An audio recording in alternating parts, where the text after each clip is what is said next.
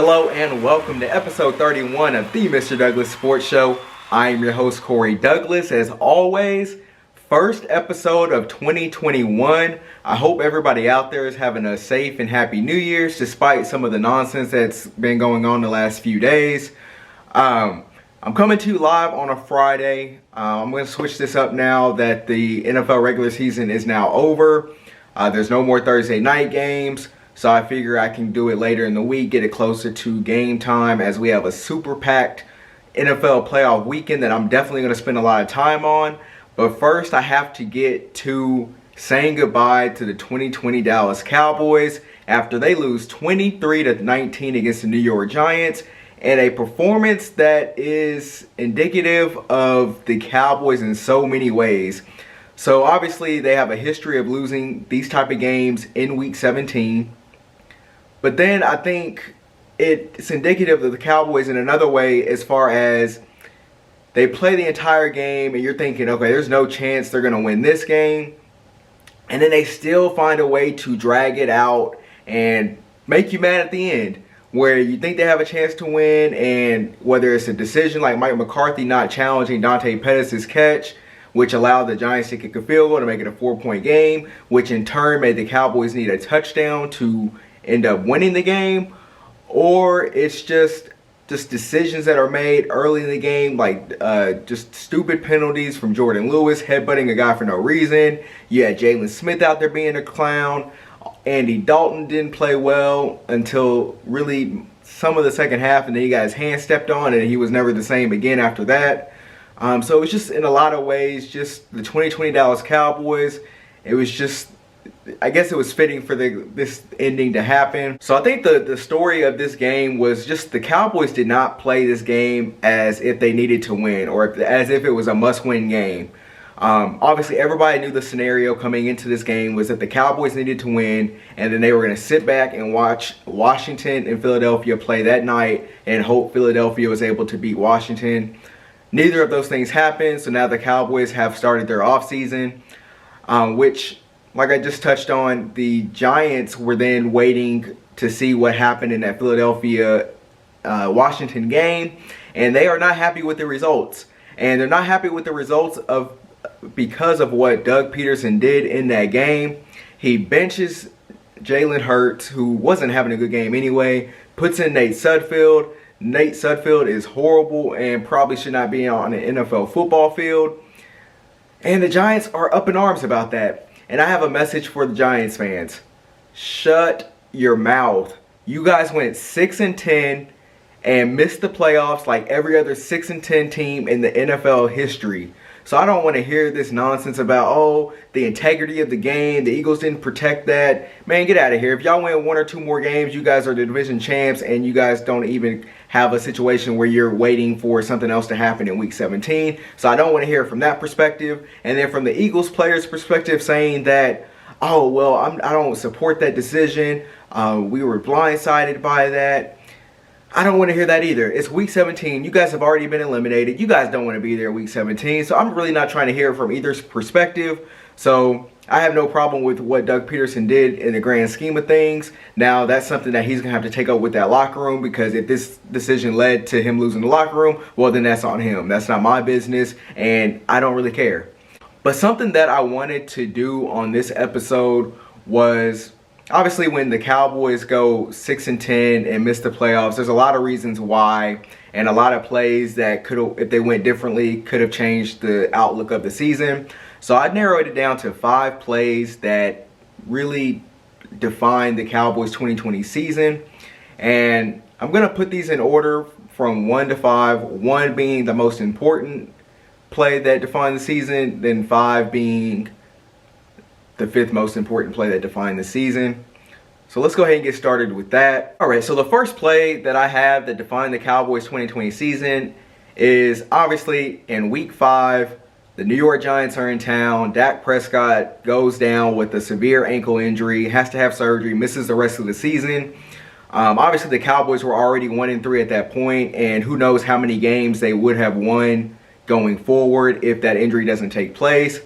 But I feel pretty confident in saying that the the division and the season would have looked completely different for the Cowboys if Dak Prescott was healthy.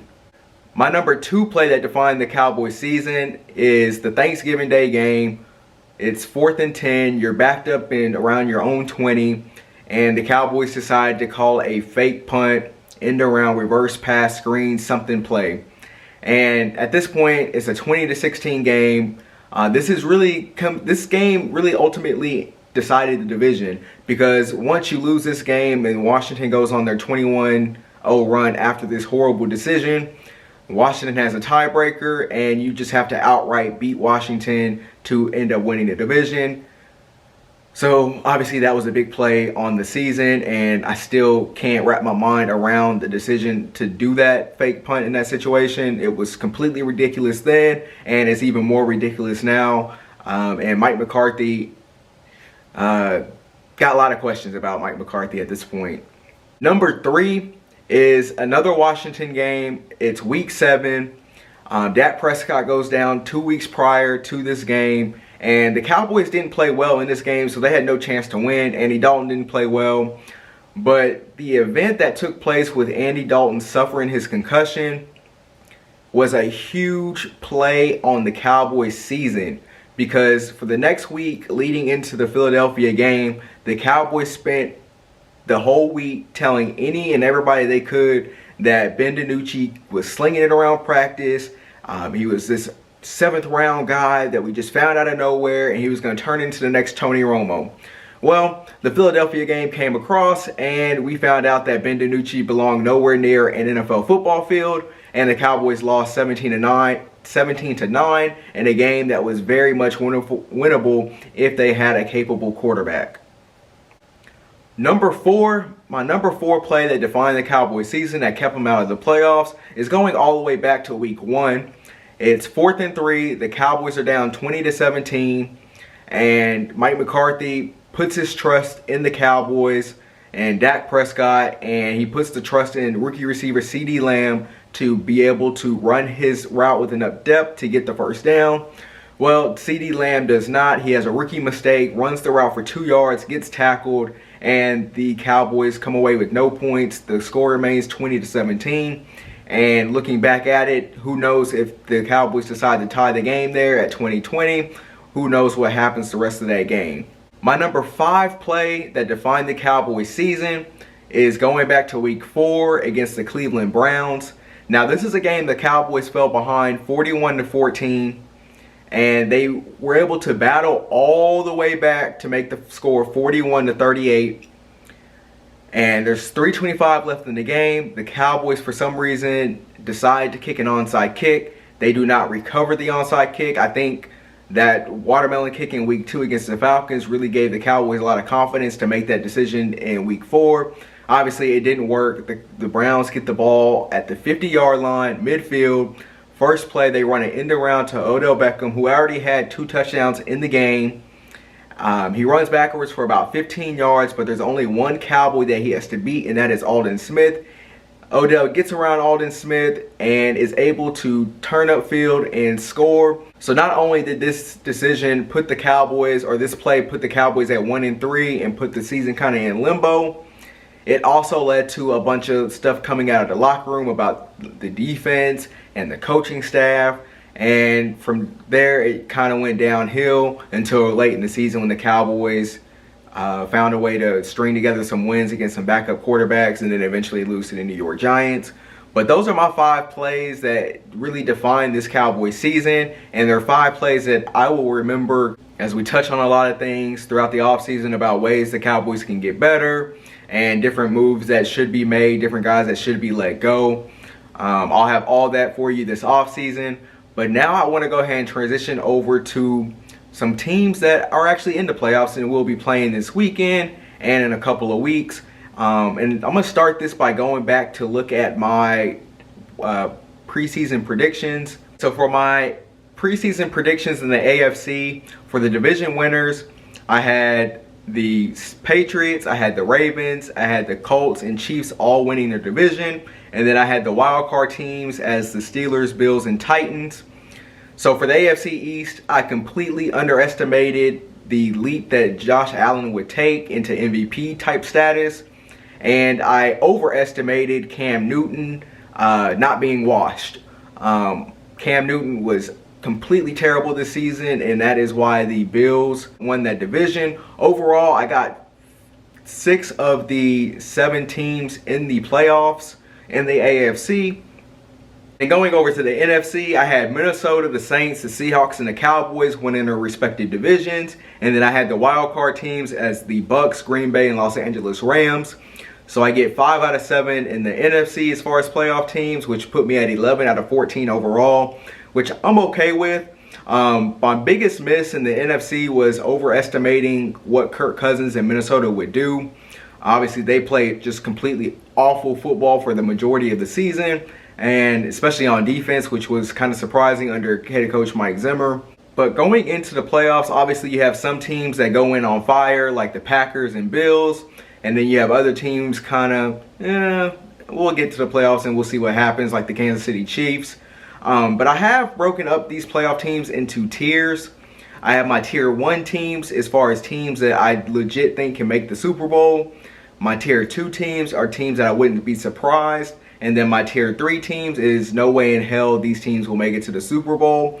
So in tier 1, I have 4 teams that I'm expecting some combination of Super Bowl matchup.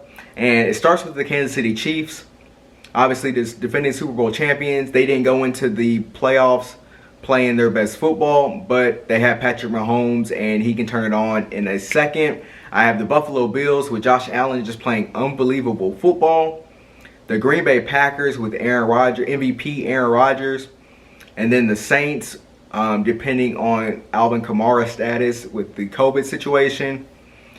My tier 2 teams are the Ravens, Bucks, and Seahawks. Obviously, the Ravens are going into the playoffs red hot. They're 11-5. And the biggest question for the Ravens is, can Lamar Jackson get over the playoff woes that he's had through his first 2 playoff games? And then for the Bucks, Tom Brady ends the season with 40 touchdown passes. We'll see what happens with Mike Evans, but they get the Washington football team this weekend, which they should be able to steamroll. Antonio Brown's made an appearance. And then my third and final tier 2 team, the Seattle Seahawks. I am not at all confident in this team right now. Russell Wilson has not played good football for about the last 6 to 7 weeks. But I still have them in tier 2 just because you never know what can happen when Seattle gets in the playoffs and they have a couple of home games and you go to Lambeau and you'll see what happens. Then the teams that I have no faith in, that I think have no chance to win the Super Bowl, is the remaining 7 teams led by the Pittsburgh Steelers, the Tennessee Titans with Tannehill. Salute to Derrick Henry, though, for accomplishing a 2,000-yard rushing season. The Colts with Phillip Rivers, don't see it happening. The Cleveland Browns, they're going through a whole COVID situation themselves with their head coach missing. The Los Angeles Rams, they have a quarterback situation of their own. The Chicago Bears, who I didn't believe in for the majority of the season, they go through a 6-game losing streak, somehow bounce back with Mitchell Trubisky sneaking the playoffs. I don't see them going anywhere. And then last is the Washington football team. They come out of the NFC East. There's not a chance that they are about to make any type of noise in the playoffs. And then I'm going to end this first episode of 2021 with my NFL Super Wildcard predictions. Getting the day kicked off on Saturday, you have the Indianapolis Colts traveling to Buffalo to take on the Bills. Give me the Bills over the Colts. Give me the Seahawks over the Rams. And then give me the Bucks over the football team. Then on Sunday, give me the Ravens over the Titans. Give me the Saints over the Bears. And then give me the Steelers at home over the Browns. I just think the Browns are going through too much at this point to overcome a road night playoff game. I'm going to go ahead and get out of here for this week's episode. Episode 31, first episode in the books of 2021. I will see y'all next week. Until next time, salute.